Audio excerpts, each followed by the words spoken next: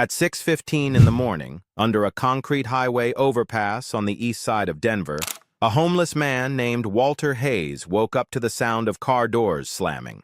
Not one or two, 8 of them. When he pulled back the flap of his tent, he counted a dozen federal agents in dark windbreakers spread out in a half circle around his camp, yellow letters glowing in the gray dawn light. FBI. Walter was 61 years old. He owned a sleeping bag, a camp stove, 2 paperback westerns, and a photograph of his late wife. He had never been arrested in his life, but the only unusual thing he had done in the past 24 hours was return a briefcase that didn't belong to him. To understand why that briefcase brought a dozen federal agents to a tent under Interstate 70, we have to go back one day. Walter Hayes was not the kind of man anyone expected to end up on the street. He spent 20 years in the Army as a logistics sergeant, the guy who tracked every crate, every pallet, every rifle in a supply warehouse the size of a football field. His commanding officers used to joke that Walter could tell you where a missing bolt went before the mechanic even noticed it was gone. When he left the service, he ran a distribution warehouse in Aurora, Colorado for another 15 years. He married a school teacher named Ellen. They bought a small brick house with a crabapple tree in the front yard. They never had much, but they never owed anyone anything, and Ellen used to say that was its own kind of rich. Then Ellen got sick, pancreatic cancer, stage 4 by the time the doctors caught it. Walter spent 2 years driving her to treatments, sleeping in hospital chairs, and signing papers he didn't fully read because what else do you do when the person you love is dying?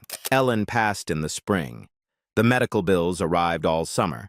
By winter, the brick house with the crabapple tree belonged to the bank, and Walter Hayes, veteran husband, warehouse manager, was 60 years old with a duffel bag and nowhere to go. For 2 years, he lived under the overpass at York Street.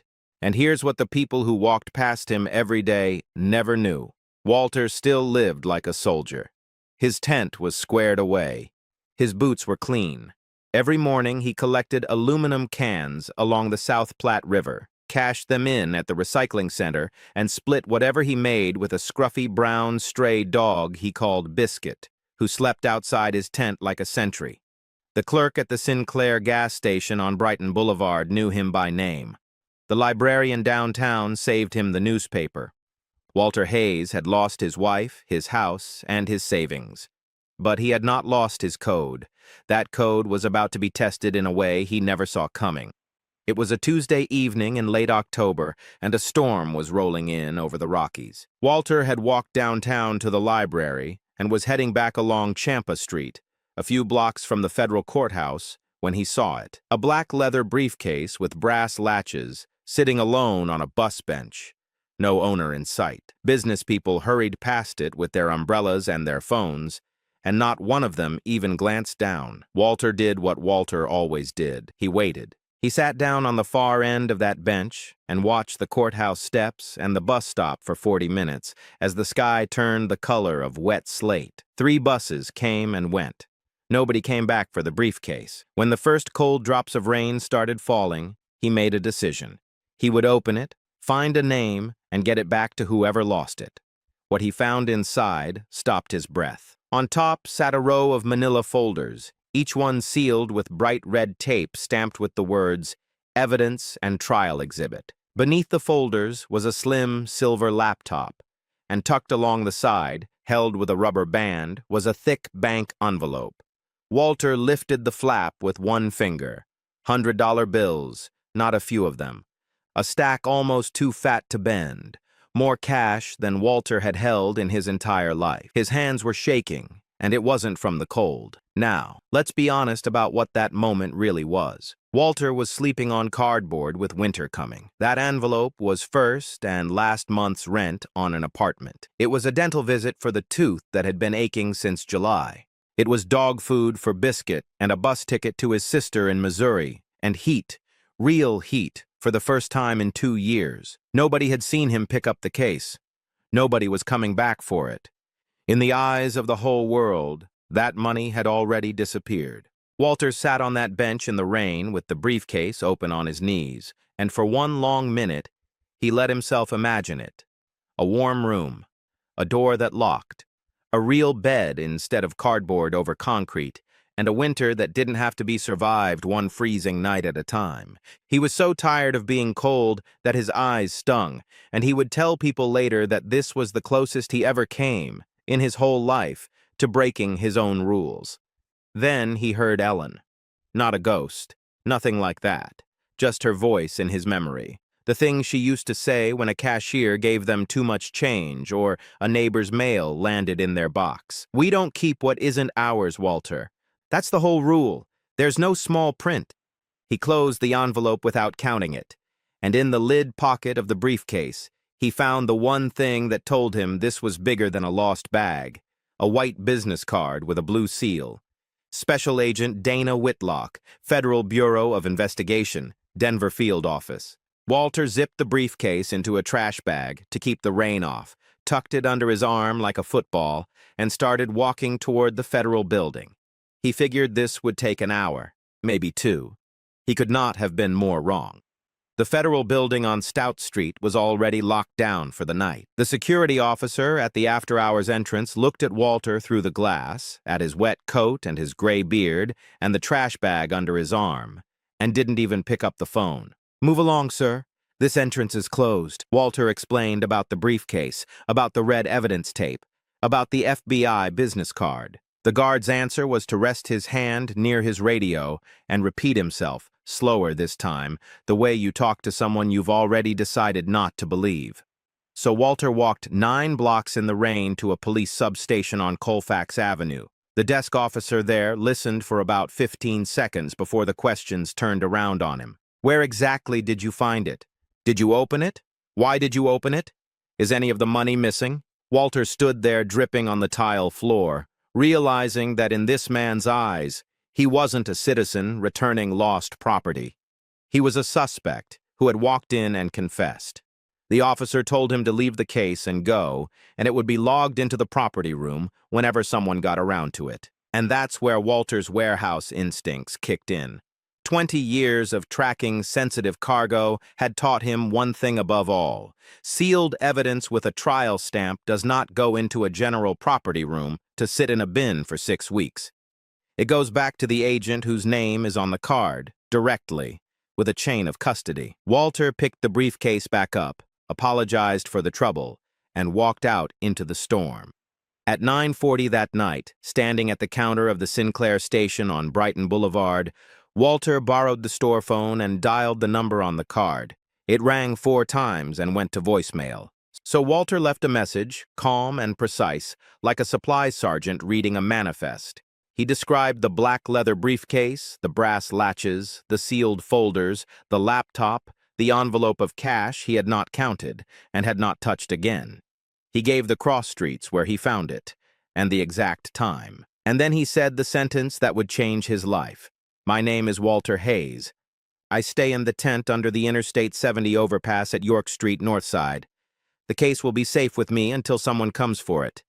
Then he walked home through the rain, sat down inside his tent with the briefcase wrapped in plastic beneath his knees, and prepared to stand guard. That night was one of the longest of Walter's life. The temperature dropped into the 30s. Rain hammered the highway deck above him and poured off the concrete in sheets, and every set of headlights that swept across the underpass made his heart climb into his throat. Around 2 in the morning, he heard footsteps splashing along the frontage road, and Biscuit came up off the ground with a low growl. Walter had never heard from him before. Walter sat perfectly still in the dark, one hand on the dog and one hand on the case, until the footsteps faded toward the rail yard. He never found out who it was. Maybe a stranger looking for shelter, maybe something worse.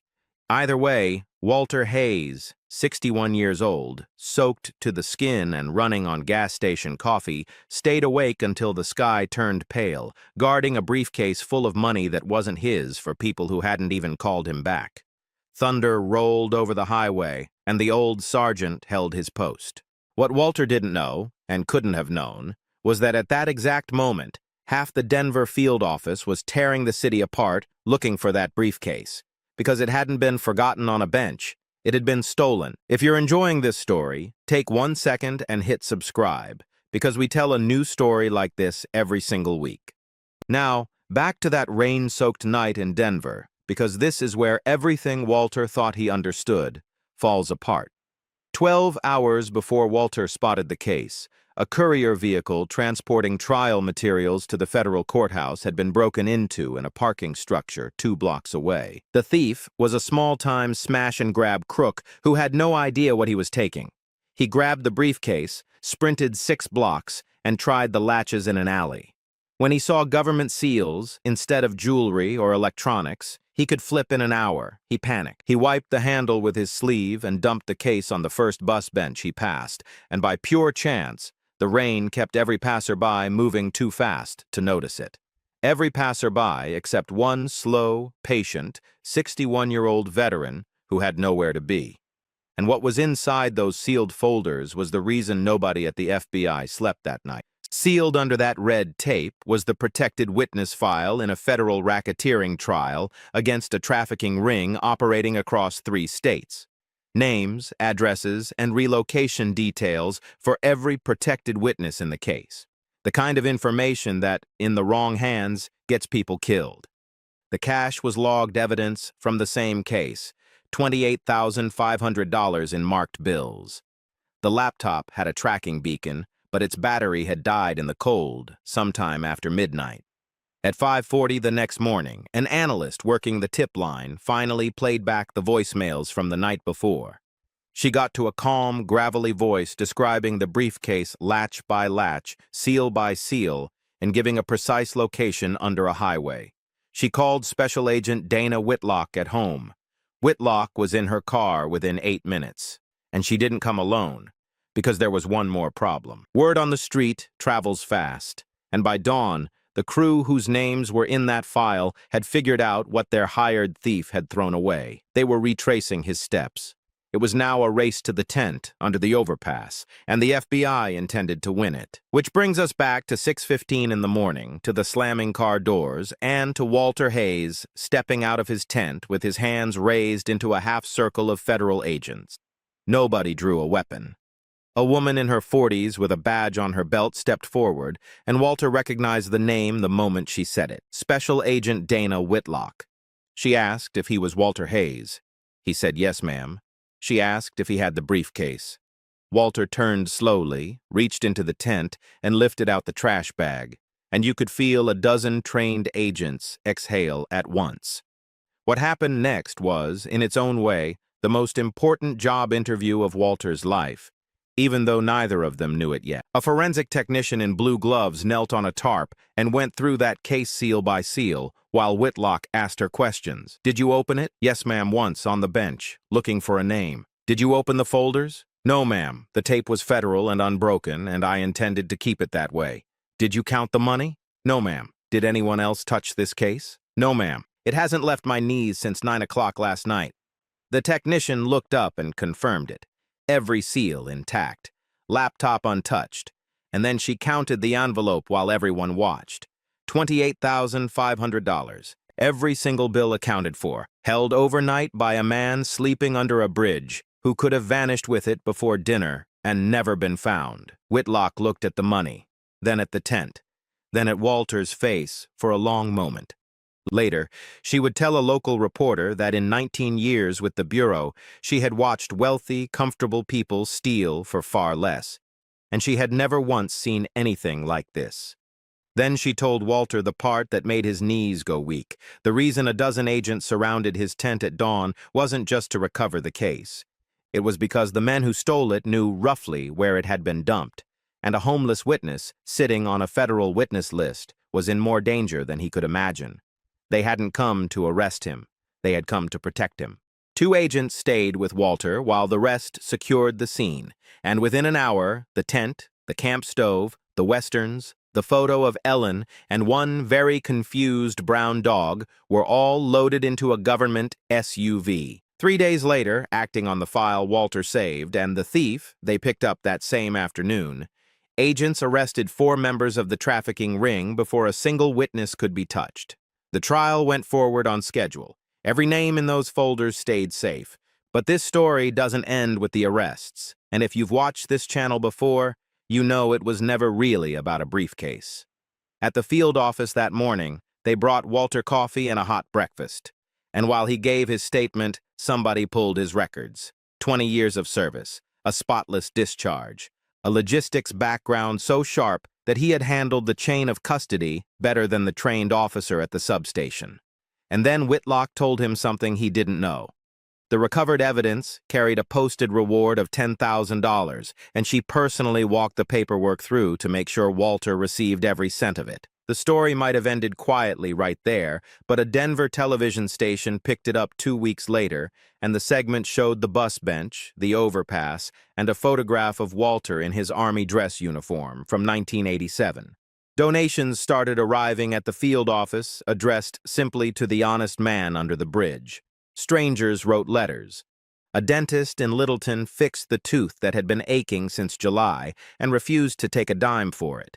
And through all of it, Walter kept saying the same thing to anyone who pointed a camera at him. "I didn't do anything special. I just gave a man back his bag." Agent Whitlock disagreed, and she didn't stop at the reward. She spent the next month making calls a federal agent has no obligation to make.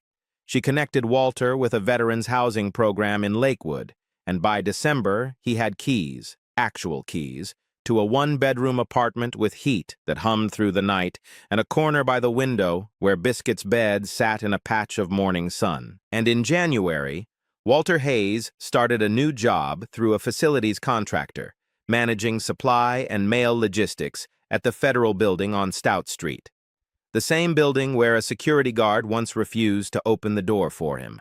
Now, Walter walks through that door every morning at 7 with a badge clipped to his shirt, and the guards greet him by name. On his first payday, Walter took the bus downtown after work and sat for a while on a certain bench on Champa Street, the same bench where a briefcase full of temptation once waited in the rain. He'd started coming there on Fridays with 2 cups of coffee, one for himself and one for whoever might be sitting there with nowhere to go, because Walter remembers exactly what that feels like. Walter Hayes spent 2 years being invisible.